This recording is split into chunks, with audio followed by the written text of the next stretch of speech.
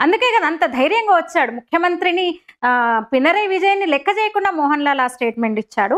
పినరయి విజయ్ చెప్పినా లెక్క చేయకుండా వక్ఫ్, తలాక్ ఇలాంటి వాళ్ళకి వాళ్ళు సంపూర్ణ మద్దతు ప్రకటిస్తామంటూ బయటకొచ్చి ప్రకటనలిచ్చారు. జాతీయవాదం కావాలి మాకు, కేరళలో జాతీయవాద పార్టీ ముఖ్యమని అంటున్నారు. ఇప్పుడు ఎస్ఐఆర్‌కి అక్కడ ఉన్న బీజేపీ మినహా మిగతా పార్టీలన్నీ మద్దతిస్తున్నా, వ్యతిరేకిస్తున్న ఎస్ఐఆర్‌ను మేము సమర్థిస్తాము, మేము సపోర్ట్ చేస్తామంటూ కేరళ క్రైస్తవ సంఘాలు ముందుకొస్తున్నాయన్నమాట.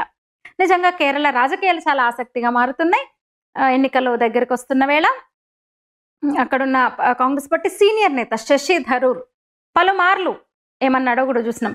అలాంటి చోట ప్రియాంక వాద్రా ప్రాతినిధ్యం వహిస్తున్న చోట నుంచి ఆ స్టేట్లో ఉండి ఒక ఇంటలెక్చువల్ గా పేరుపడిన శశి థరూర్ బీజేపీ విధానాలను, మోదీని పనిగట్టుకొని పొగుడుతున్నాడు వరుసగా మనం చూస్తున్నాం. అంటే కేరళలో కూడా మోదీ గ్రాఫ్ పెరుగుతోంది. కేరళ ప్రజల్లో ఆలోచన మొదలైంది. కేరళ సామాన్య మలయాళీస్ లో మార్పు కనబడుతుందని స్పష్టమవుతుంది ఇవన్నీ చూస్తుంటే మనకి.